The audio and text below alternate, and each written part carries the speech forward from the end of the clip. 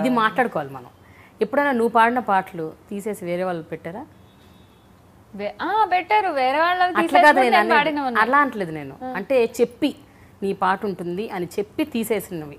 తీసేయలేదు, నేను పాడినవి ఇప్పటిదాకా ఏ సినిమాలోనే నేను పాడిన పాటలు తీసేయలేదు.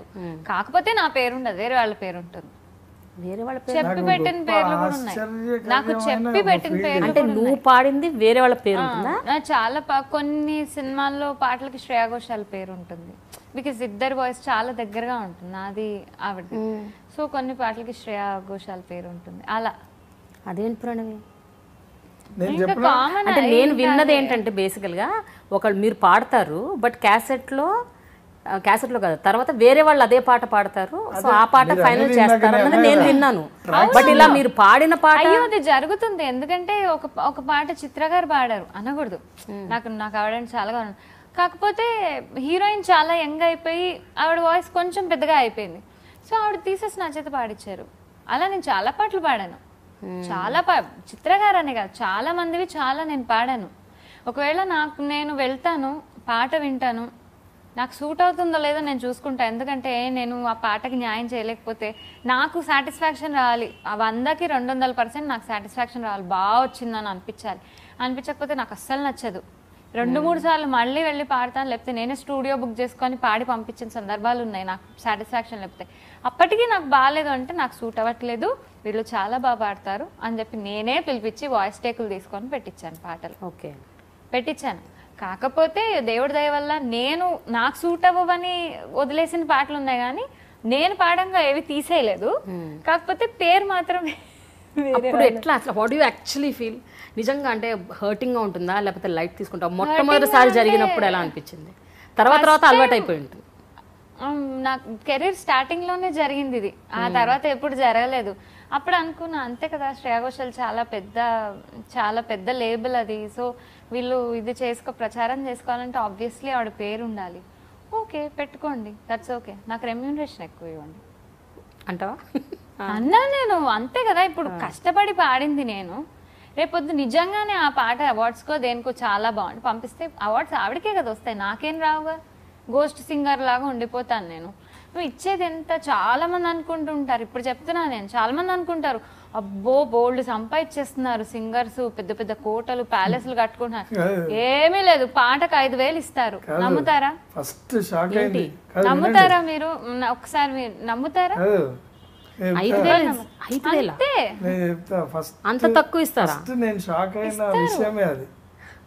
నేను ఇప్పుడు మేము కొరియోగ్రాఫ్ చేస్తాము, మాకు లక్షల అదే పక్క పెడితే నీకు బాగానే ఇస్తారు కదా అని అంటే ఫస్ట్ నేను షాక్ అయిన విషయం. నేను చూపించా, ఇదిగో ఇవి నాకు ఇచ్చారు డబ్బులని. పిచ్చ ఏంటన్నాను, ఏంటిది అసలు మీకు ఒక అసోసియేషన్ ఒక రూల్ ఏం లేదా అని అంటే ఉంది. కానీ ఇదే ఏంటంటే ఒక మ్యూజిక్ డైరెక్టర్, ఇప్పుడు అందరినీ అనలేము, అందరికీ నేను చెప్పను, ఎవరైతే అలా ఇస్తారో వాళ్ళకే వర్తిస్తుంది. ఏంటంటే 5,000, 8,000, 3,000, ఏంటి 2,000. సరే నువ్వు మా డాన్స్ దానికి వచ్చేసి నీకు డబ్బులు సాలిడ్ గా వస్తాయి, నీకు ఒక 6 నెలలు డాన్స్ నేర్పించి నా దగ్గర తీసుకెళ్తా, నా అసిస్టెంట్లు ఎక్కువ సంపాదిస్తారు నీకంటే. అదే నువ్వు డాన్స్ చేస్తావు కదా, ఇదో మానంగా వచ్చేసే నువ్వు హ్యాపీగా.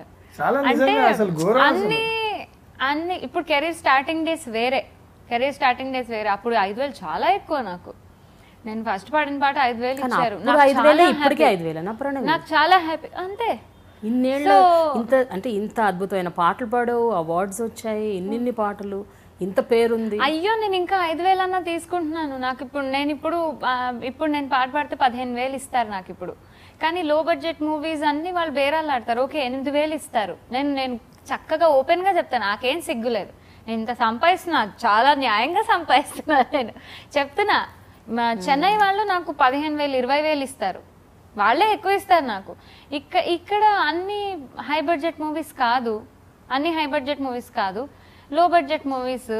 ఓకే, పెళ్లి చూపులకి నాకు చాలా మంచి రెమ్యూనరేషన్ ఇచ్చారు. పాపం ఫ్రెండ్స్ అందరూ కలిసి వేసుకున్న ఇది నాకు 15,000 ఇచ్చారు. I was very happy. నేను అన్నా నేను తీసుకోను, యు ఆర్ మై ఫ్రెండ్, నేను కూడా అసోసియేట్ అవుతా అంటే, లేదు నువ్వు పాడావు తీసుకొని ఇచ్చారు. I felt very happy. అది లో బడ్జెట్ మూవీ, వాళ్ళు వేసుకొని చేసుకున్నారు. హై బడ్జెట్ మూవీకి నాకు 5,000 ఇచ్చారు. చాలా బడ్జెట్, పెద్ద హీరో, నేను పాడాను, రీసెంట్ గానే పాడాను, 5,000 ఇచ్చారు. ఇంకో మూవీకి పాడాను 5,000 ఇచ్చారు అంతే. వాళ్ళు ఇప్పుడు ఏమైపోయిందంటే సింగర్స్ ఉన్నారు కదా, ఫ్రీగా పాడే వాళ్ళు ఉంటారు కదా అని వెతుక్కుంటూ ఉంటారు.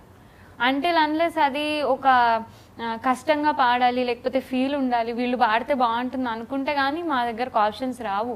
చాలా మంది ఫ్రీగా పాడడానికి రెడీగా ఉన్నారు, చాలా మంది ఉన్నారు. సో ఆబ్వియస్లీ వాళ్ళు నువ్వు కాకపోతే వేరే వాళ్ళలే. డివోషనల్స్ పాడితేనే ఎక్కువ వస్తుందండి సినిమా కంటే.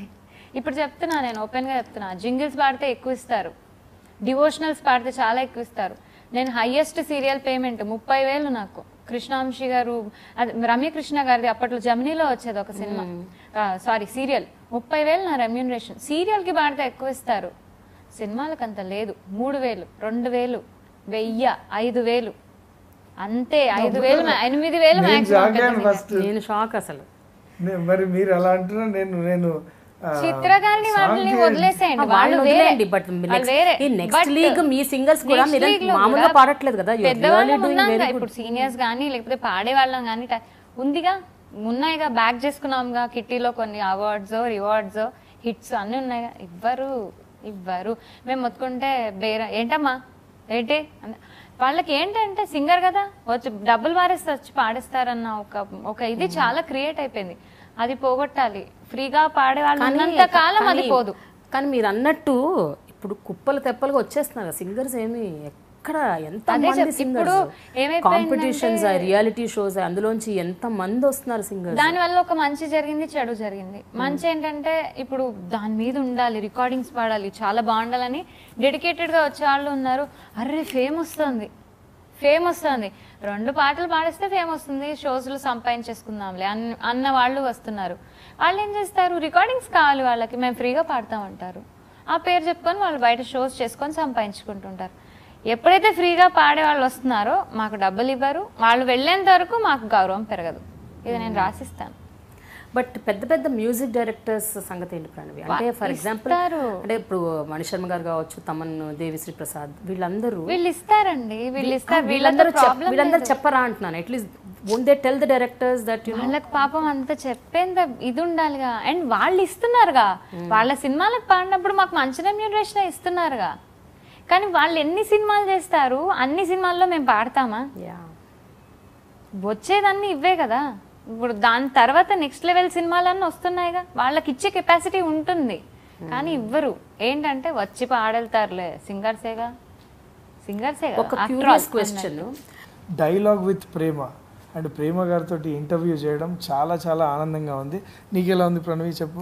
నాకు చాలా చాలా చాలా ఆనందంగా ఉంది. థ్యాంక్ యూ ప్రేమ గారు. And watch this exclusive interview of us in dialogue with Prema on I dream.